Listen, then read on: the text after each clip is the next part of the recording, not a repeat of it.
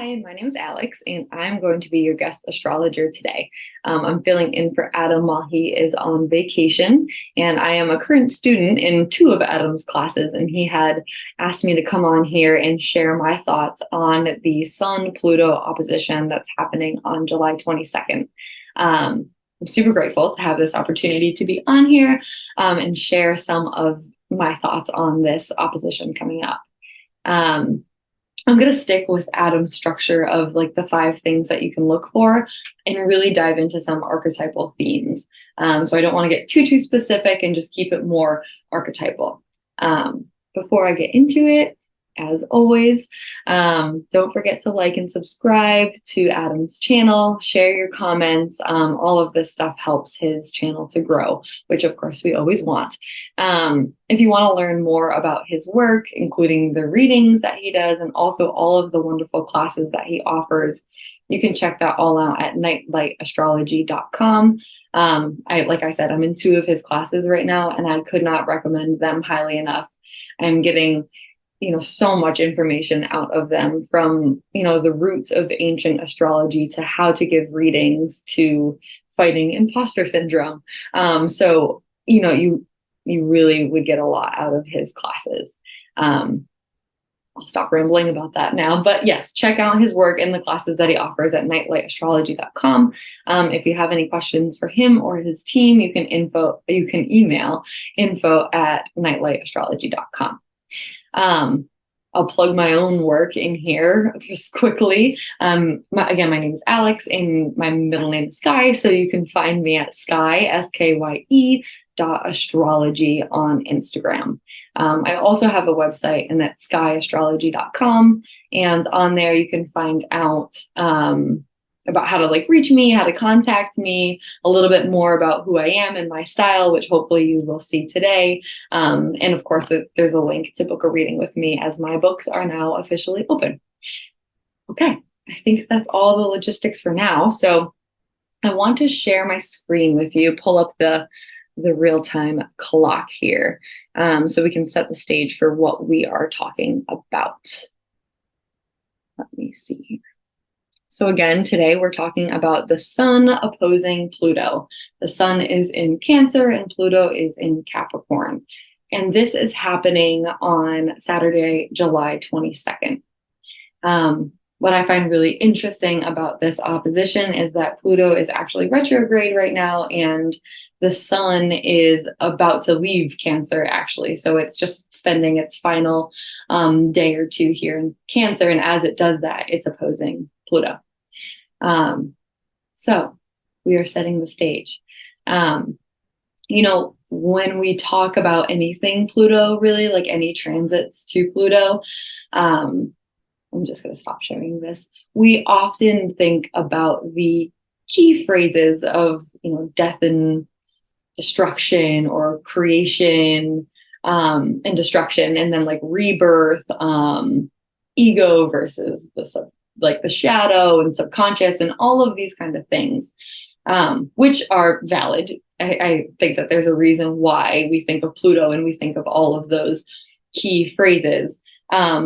And so, all of the archetypal themes that I kind of came up with for today's talk on the Sun opposing Pluto kind of stem from those key themes, but we get a little bit more specific. So I hope that they resonate with you in some capacity. And yeah, it's just 5 themes to watch out for as this opposition is perfecting. So number 1, I titled it, I Didn't Know I Had It in Me. And I titled it this for a couple different reasons, but I'll explain it a little bit first. I think that, with Pluto, like I had said, Pluto is kind of related to that tower moment, that moment of okay, things are crumbling down, or things are being exposed, or this is not what I thought it was going to be, and now I need to shed some layers or whatever. When we're talking about Pluto, we can be talking about pretty dark or challenging times. So that I didn't know I had it in me kind of comes from it's in those moments of the dark and challenging times that we are kind of forced to dig down deep and to access something within us that's always within us, but doesn't need to be exercised every single day, thank God. But we have this inner power and this inner strength to be able to dig up and to pull out to face these, dark times, which I'm not saying that like all of these like super dark, scary times are about to come with this opposition, but you might find that you're feeling like, oh gosh, wow, I didn't realize I had all of this power or strength or courage or ability to stand up for myself or whatever it is inside of me until I was faced with adversity. When I was thinking about this, I was thinking about the analogy of like a pilot light. When I was a kid, I lived in a house and I had like an electric or gas or something like that fireplace. And I didn't know that there was always like a little pilot light like going off. And that made it so that anytime we wanted to click on, the fireplace would come on. But I only learned that that pilot light was there and needed to be there when the power went out. So it's when the power went out, when the darkness comes, when like the struggle comes, that we're like, oh yeah, okay, like I have this pilot light that I need to reignite in order to, light up again or find the strength or whatever it might be. So again, I didn't know I had it in me, is accessing a sense of strength and a sense of power and a sense of courage to be able to kind of get through somewhat difficult times, if those times are there. And I wanted to share, I don't know, an anecdote, I guess. I have a psychology background, so I'm actually a therapist. So a lot of what I'm going to talk about today is a lot of like inner stuff, inner challenges, inner struggles, just things that we experience as human beings. I find a lot in my work that it's the time where like people want to make the change, or people come out with this like rah, this like empowered voice when they just like can't take it anymore. When either there is something in the external environment that keeps on pushing and pushing and pushing, or they're continuously met with like their fear or their anxiety or their worry or whatever it is over and over again. And sometimes, a lot of times, people have this moment of, you know what? I'm sick of it. Like, I've bumped up against this so many times that like, I'm just gonna, and I'm not saying it's easy to just like pull yourself up. That's not what I'm saying at all. But when you bump up against adversity so many times, there becomes this moment of something inside of you just comes out. It's almost like, Pluto represents this primal energy as well, primal or survival like, or whatever it is. So it's almost like this primal energy comes up and it's like, no, I'm done. I'm really done here. And we can surprise ourselves when we access that and bring it up, and we're able to create change based on that energy. So that's the first archetypal thing that you can look out for is kind of this like hidden power within yourself that might come out and surprise you. Or you might see it in other people too. It might surprise you. You might see someone who's typically like, oh yeah, okay, like very polite, very kind. And you just almost like wish that they would stand up for themselves more, or whatever it is. And they might one day just not like snap in a bad way, but just like put their foot down. So just kind of be on the lookout for that. The second thing is, I titled it, Protecting My Spark. So I guess the spark is like the sun, and the protecting is like encapsulating like what's kind of protecting it, or what's keeping it kind of in the dark a little bit. So let me explain. This actually, the protecting my spark, came from my own inner experience that I've been going through lately. And not to get too vulnerable here, as it's my first time, but I'll share a little bit of what I'm talking about here. So, and I feel like a lot of people can resonate with me. sometimes in life, it might feel like, you know, these wonderful things that you love about yourself can kind of get like pushed to the side, or you can be met with like, that's a little too much, or, you know, like, don't be too loud, don't be too whatever it might be. So we stop being too loud, we stop taking up space, we stop shining our light. And I know that that's getting like a little dark and touchy, but I think a lot of people can resonate with that. And honestly, like, to go off on a little bit of a tangent, that's how shadow material forms. I think a lot of people think that the shadow is just like the gross parts of like being a human, like resentment and jealousy and like all this other taboo stuff that like shouldn't be seen. Like maybe, yeah, like that stuff is in our shadow, is in our subconscious a little bit, but it's also like the wonderful things about us that maybe weren't accepted at some point in our life. So then we kind of like put, again, our light in the dark. We kind of shove it in the closet, and we don't want to like take up too much space. So protecting my spark, again, is once we realize that that light and that spark and that beauty that is us is in the closet and it's hidden, and we're like, I don't really love that. How do I access this again? I think what Pluto opposing the sun can do for us is say like, well, what if you just tried to access that like on your own?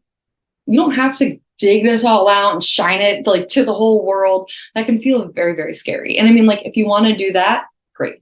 But I think, you know, with Pluto kind of being associated with like isolation and secrets and kind of like keeping things like separate, especially in Capricorn, which I see as like the kind of like shaman on the mountain type of thing. I think Pluto opposing the sun can be a time where we see ourselves or other people, mostly ourselves, dabbling with the like, well, what would it be like if I took up some space? Or if I really did let this part of me shine? And honestly, again, like I titled this archetypal theme, Protecting My Spark, because I think it's okay that we don't want to share it yet. I think it's okay if it's like, no, like I want to see what it feels like for me to embody this part of me that I haven't in so long. And I need to do that in private. You know, I need to test out what this feels like. And that could look like, you know, this is just a simple example that's coming up for me, but like singing in the shower when no one is watching, or like dancing when no one is watching, or, you know, reciting poetry out loud when you're by yourself. Accessing that thing that you miss about yourself and like between you and you. And I think with the sun being in Cancer too, there can be a little bit of like, how can I by myself nurture this?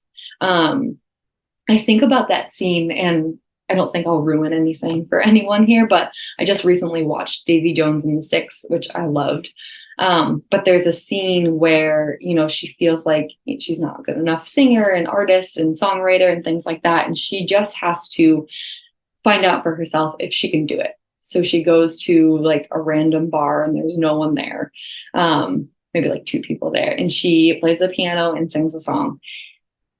And she didn't have to have anyone watching her to know that, okay, yep, this is what I need to do. I can do this. But the whole point of the matter is that she was exercising that spark, that thing that she had in her that she once shoved away. She was exercising that in isolation. So that would be the second archetypal theme I have there. I'm just flipping over my notes. Don't mind me. The third, where did I put it here? The third archetypal theme that I would watch for with this sun opposing Pluto is the courage to look at fear head on. I'm going to talk about fear actually in another one too, but so the courage to look at fear head on, or to face the pain, to face the symptom, I guess you could call it. There's my therapy brain. I feel like I'm not going to get on my soapbox here, but I mean, for a second, I'll step on it. I feel like in our society, we do not value we have a hard time valuing what pain and discomfort and fear can do for us.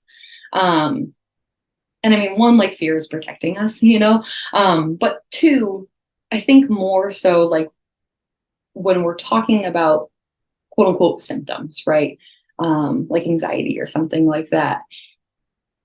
I really think, and honestly, like I got this mindset through the work of James Hillman and Thomas More. They talk a lot about seeing the symptom as a way into the soul, right? If we're experiencing such anxiety, such fear about something, how can we move towards it and listen to what it's trying to share with us?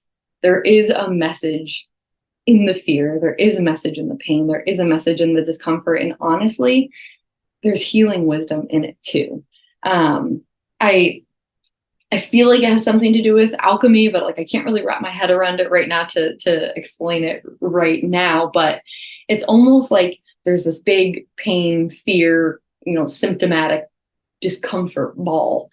And in that ball, like deep within, in the center of it, there's like the healing wisdom. There's the key to be able to like unlock whatever it is that this fear is telling us that we need to go towards or that we need to resolve, or something like that. So the courage to look at fear head on. You might find yourself with the sun opposing Pluto saying, okay, I feel this fear and I've felt this fear before and I'm probably going to feel it again.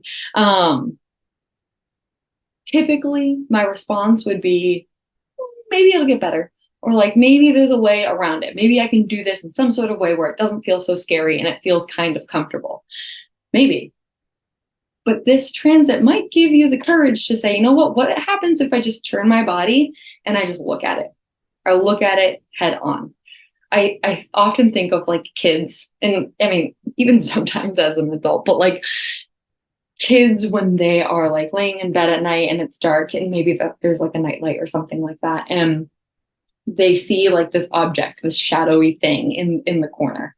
And it's like, oh my God, like that's a monster. Like that is a monster. It's so scary. Like I can't look at it. I'm just going to sit here in silence. But my computer just did something weird. But once you look at it, once the kid gets enough courage to say like, okay, I'm going to go over to that dark shadowy character and I'm going to face it. And they realize it's just like a coat hanging in like a weird way on the doorknob. I often feel like the stories that we make up in our minds about the things that we are scared of can be bigger than the actual thing. And honestly, like there's such, again, with power, right? Pluto power, but there's such power in being able to say like, I'm going to do it. I'm going to look at this thing. I'm going to own this fear. I'm going to look at it and I'm going to get in there and I'm going to see what it's about. I'm going to feel it. I'm going to feel that fear. And I'm not going to subscribe to the story that because that this is uncomfortable, this means I'm doing something wrong, because that's not it. And I guess like, I know I was getting really deep there, but this example that I want to share with you guys isn't so deep, but I think about this experience that I had with, and I don't know if it was a Pluto transit to anything in my chart, but I like money conversations and thinking about money and whatever has always been like uncomfortable for me. Like it is for a lot of people, I think. I guess I wouldn't necessarily say that I'm like afraid of money, but there is some fear around, having too much and not having anything at all, or there's just a lot of discomfort with that. And so I would try to find ways to manage my finances, but like not look at my bank account and like not have anything planned out. And the moment that I mustered up that courage and I was able to say like, okay, I'm going to sit down. I'm actually going to look at my bank account. I'm going to see what's in there and I'm going to budget. I'm going to map out what all my bills cost and, so on and so forth. And I'm going to do it. when I looked at that, I mean, granted, it was scary. But after I got through that moment, I got through the woods and through the fear and the tears and everything that came with it, I feel like I have a sense of control over that thing that I was so afraid of.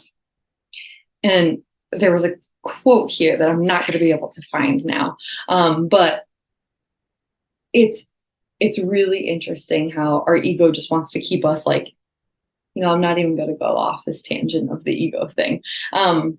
But if we face our fears head on and we look at it and we sit with it and we give our fears room to exist within us, they might not have as much control over us as we think that we do. Just one more thing that I'm thinking of with this is it's kind of the moment when in Home Alone, where I think the boy is like terrified of the furnace down in the basement. And there's one scene, I'm pretty sure, where excuse me, I'm going to drink water, where he looks at the furnace and he's like, you know what?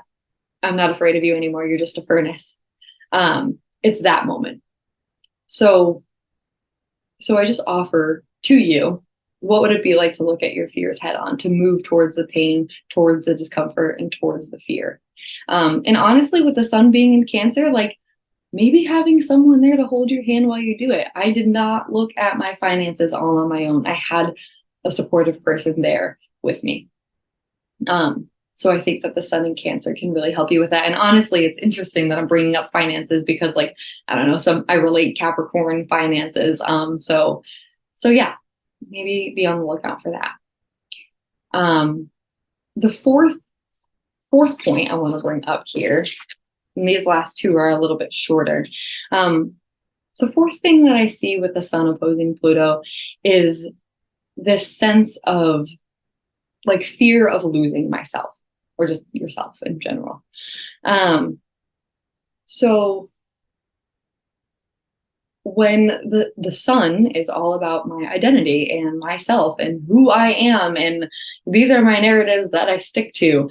And when the sun makes one of these aspects, one of these kind of more difficult aspects to Pluto, there can be this like fear moment here. So the fear of losing myself is like, okay, I might feel like there is something here that I have to let go of, especially with, Cancer being the sun being in the anaretic degree of Cancer.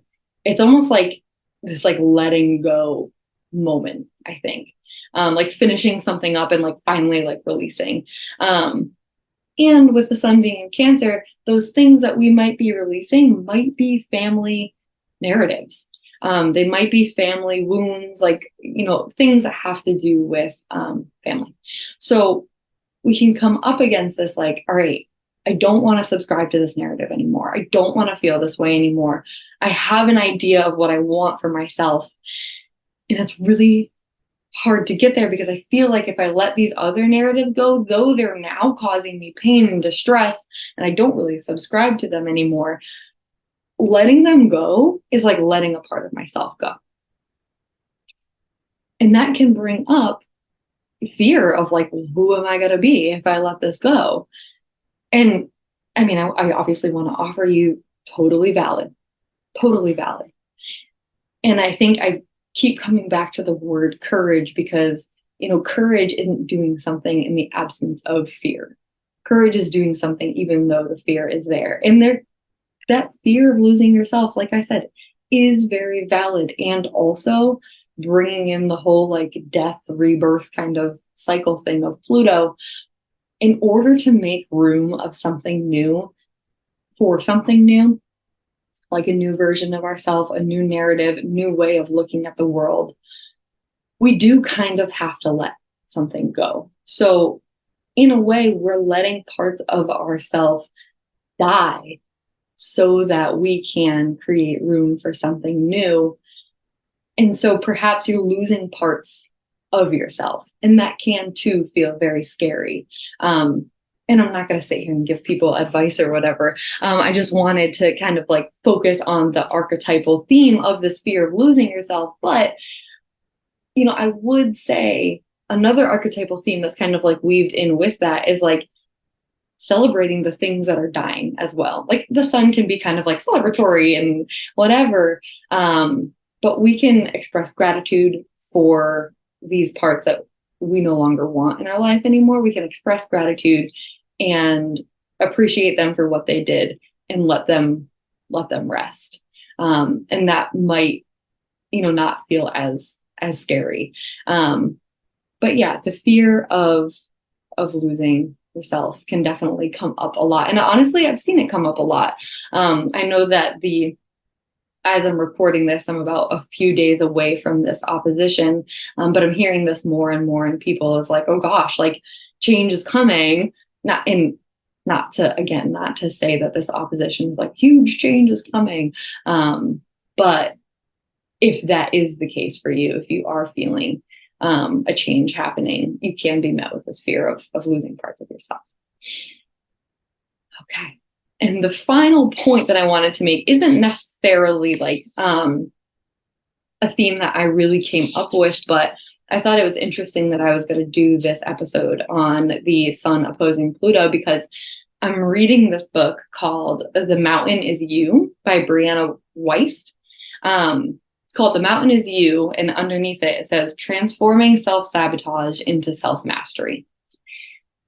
And I was like, oh, wow, that is very sun opposed Pluto, like sun self-mastery, and Pluto sabotage can be there a little bit, I think. So I just wanted to share with you a couple of insights. Or just like the overarching theme that this author talks about in this book, because I think that it's very poignant for the sun opposing Pluto. So she's talking a lot about how self-sabotage, which we all do, you know, but like self-sabotage comes from, actually, let me just read this to you because I think I can find it real quick and we can see if it resonates. Okay. Again, this is in the book called The Mountain is You. So she says,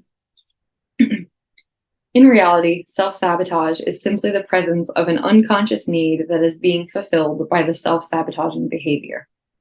To overcome this, we must go through a process of deep psychological excavation. We must pinpoint the traumatic event, release unprocessed emotions, find healthier ways to meet our needs, reinvent our self-image, and develop principles such as emotional intelligence and resilience.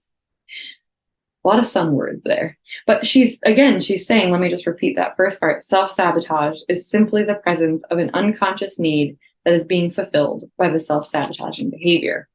And she goes into talking about, she says on the next page, self-sabotage is what happens when we refuse to consciously meet our innermost needs, often because we don't believe that we're capable in handling that.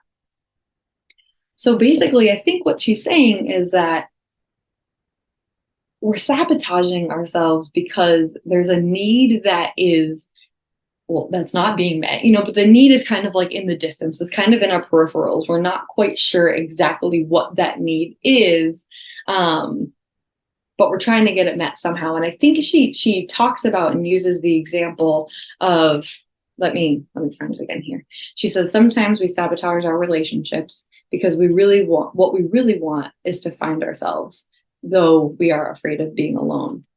So she's saying that the unmet need is feeling like this is who I am, knowing who I am. So then we subconsciously self-sabotage our relationships, leaving us not in a relationship, which then forces us to be like, okay, who am I? Like forces us to be alone. So I just thought, I hope that makes sense. And I just thought that this whole concept of self-sabotage being a way of getting our needs met is very sun opposed Pluto.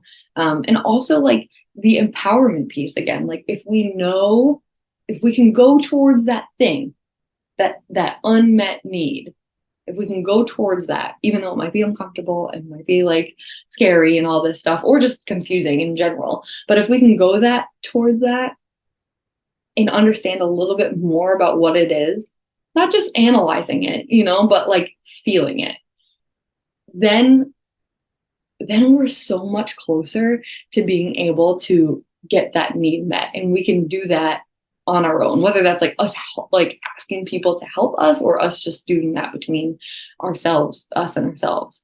There was something else that I was just thinking of when I was saying that. And I think I forget what it is. But yeah, again, like going towards the things that are hidden. I remember now. I feel like when I think of things that are hidden and unmet needs and unconscious and, all that kind of stuff, I'm thinking about Pluto. And I think that Pluto really speaks to us in images. It doesn't really speak to us in logic, I feel like. Pluto speaks to us in images and songs, and it's not so much like cryptic like Neptune would be, but it's like these like urges to images and urges and like feelings. So if we want to connect more to our subconscious, I think a place to start, or maybe just notice, have that be the intention of like, I'm going to start to notice, start to be aware of the unconscious, which is like hard to do because the unconscious is something you're not aware of. But say you're going down that journey right now. I would pay attention to the like the urges that you feel, the gut reactions that you feel, the images that are coming up in your dreams, things like that. I feel like Pluto speaks in that kind of language, and that can be really helpful to getting closer again to those unmet needs that this author is talking about. Okay. Well, that was quite the journey, and I hope that all made sense, and that you took what resonates with you. Maybe you're already feeling some of these things, and just the fact that you can relate, I feel like means a lot. I'm a Taurus rising, so ruled by Venus, and relating to people is definitely important to me. So yeah, I mean, share your comments and your thoughts and whatever in the comment section. Feel free to share your comments with me directly. Again, you can just direct message me on my Instagram, and that's Skye, SKYE .astrology. I'd be happy to hear your thoughts, and thank you all so much for going on this journey with me. And I'm wishing you all the best. Okay.